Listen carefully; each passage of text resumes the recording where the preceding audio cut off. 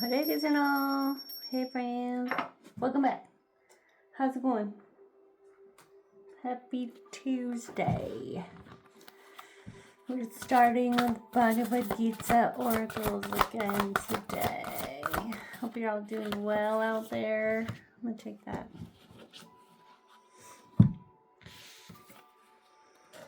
$321. Whatever a great man does, common men follow. And whatever standards he sets by exemplary acts, all the world pursues. Let's see the actual verse from Bhagavad Gita as it is. By A.C. Bhaktivedanta Swami Srila Prabhupada Ki Jai. Om Namo Bhagavate Vasudevaya. Om Namo Bhagavate Vasudevaya. Om Namo Bhagavate Vasudevaya. 321. Whatever action is performed by a great man, common men follow in his footsteps. And whatever standards he sets by exemplary acts, all the world pursues. It's just pretty short per part. I'll read it.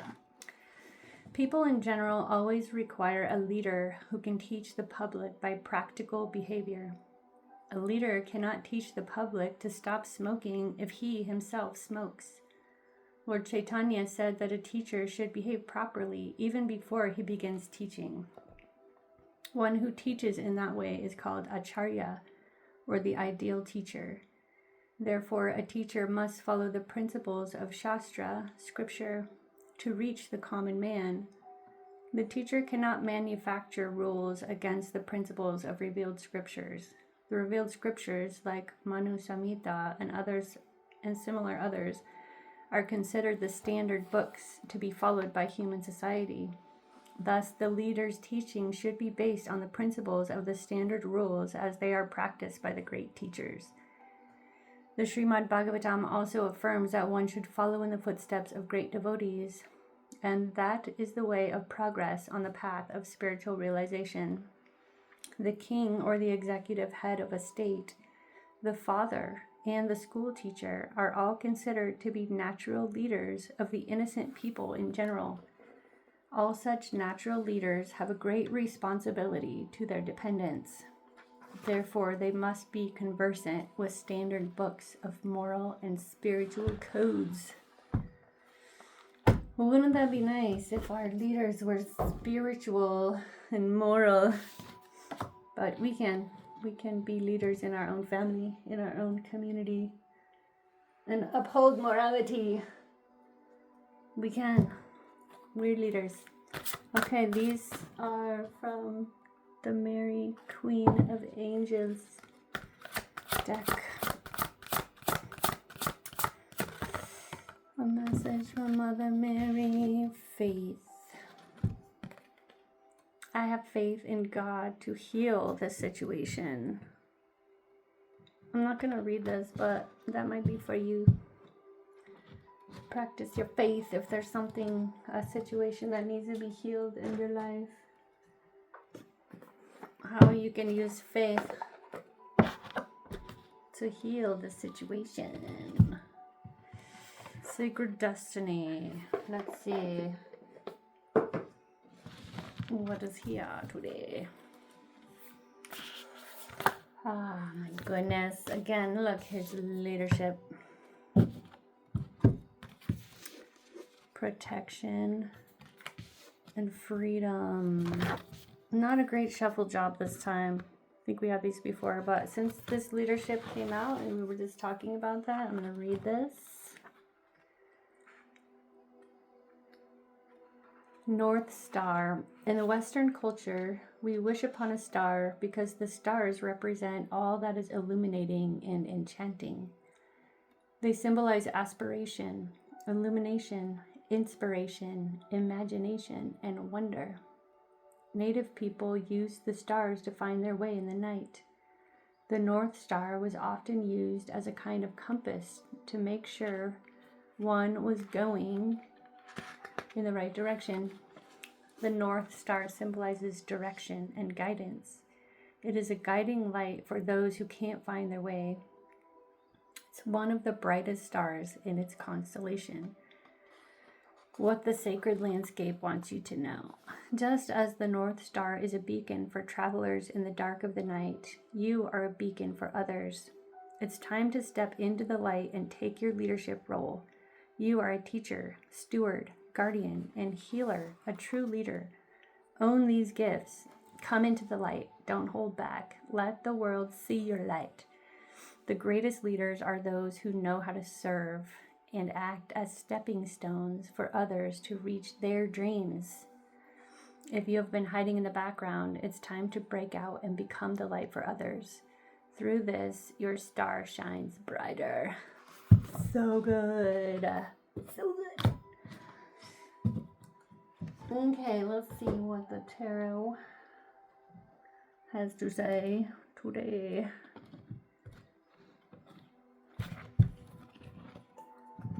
Oh, may we receive a message of light, hope, love, healing.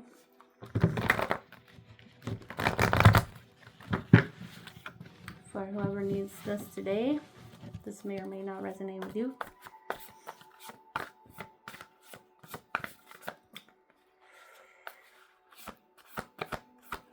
Hare Krishna, Hare Krishna, Krishna Krishna, Hare Hare.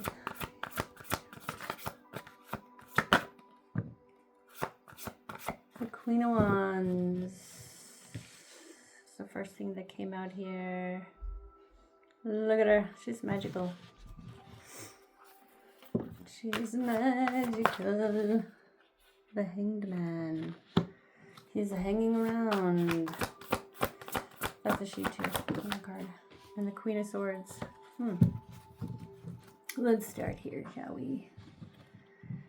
This Queen of Wands, she's very attractive. She's fiery. She's powerful. She's magnetic. She's creative. She's creating something here. She's working on something.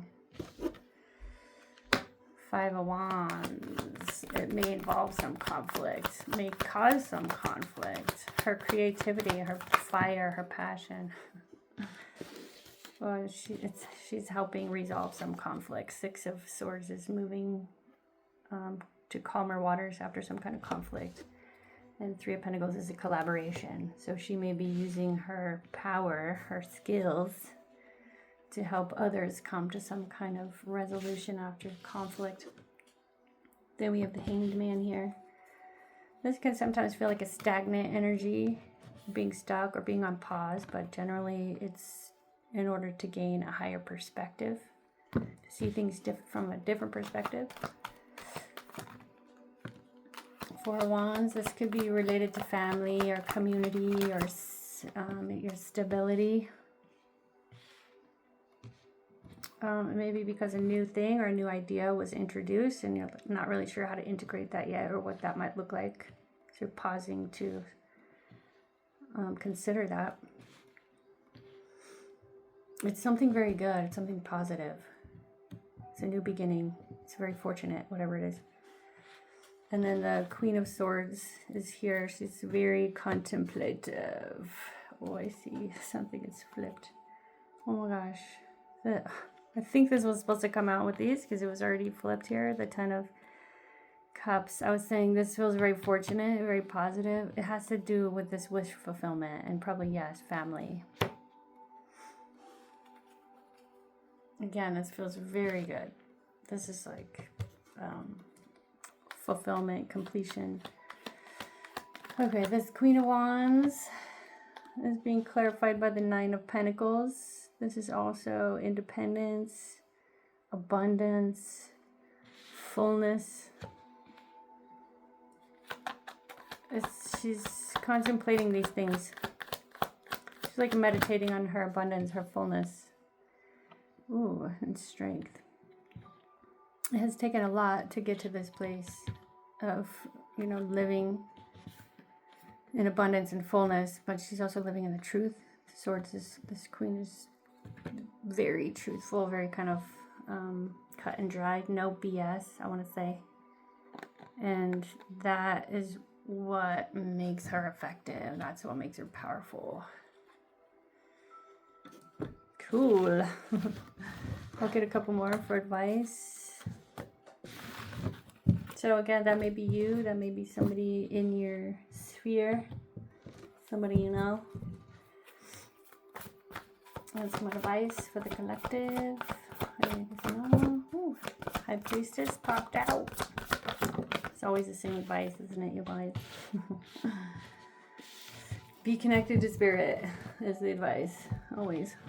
High Priestess is the most spiritual card in the deck. She's very connected, very intuitive. Sometimes this can represent literally like clear gifts, clear audience, clear all the things. Just knowing. Spiritual gifts. Which can be developed. So I think everybody has spiritual gifts. And some people kind of tap into those more than others and develop those more than others.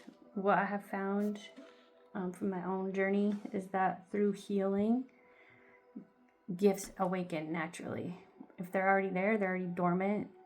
It's kind of our smallness, our brokenness, if you will, that keeps us stuck in our humanness, which doesn't really allow us to operate in these realms where our spiritual gifts, are used. And when healing occurs and the junk gets cleared out, things become more clear, and gifts started opening up for me. That's what happened.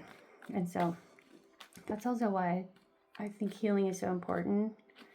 And I've kind of made a life out of helping people heal. And that's my intention anyways, to help people tap into their own healing, because we have so much to offer. We have so many gifts. We have so much that we're meant to do here in life.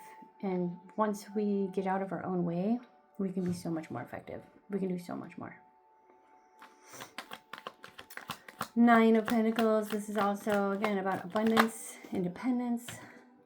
When you have this attitude of faith in the universe that you could literally just jump off a cliff here and know that you'll be caught, then everything comes when you need it. The next step appears before you as you take the step. That level of faith is required. And this kind of co-creation, this kind of experience with God, with the universe, is totally possible. It's operating on that platform where you just trust that everything's coming to you as you need it. Three of Wands is also about expecting good things. It's about knowing that you have good things coming. Why? Because you put good things out there. Your ships are coming in because you ordered the ships. The World came out in reverse, which is saying something is not quite finished yet. Something has not come fully to completion. That's why you're still waiting. And this is about divine timing. This is karmic also. So be patient, I want to say. It's okay to be in this anticipatory energy. Just make sure that you're focusing on what you do want to come in, what you versus what you don't. And again, here is the Ten of Pentacles, which just feels so abundant and so complete. And I want to just say that whatever this is, it is complete, whether it feels like it or not. Again, you might be waiting for something, but it's actually right where it needs to be. The timing is where it's supposed to be. It's very much in alignment. What I want to say about that. Okay. I'm going to wrap this up with one little reading here about Krishna's qualities from Nectar of Devotion. We're continuing on here. And this last one we did was number 9. He's a pleasing talker. So we're at number 10, fluent. A person who can speak meaningful words and with all politeness and good qualities is called Vavaduka, or fluent.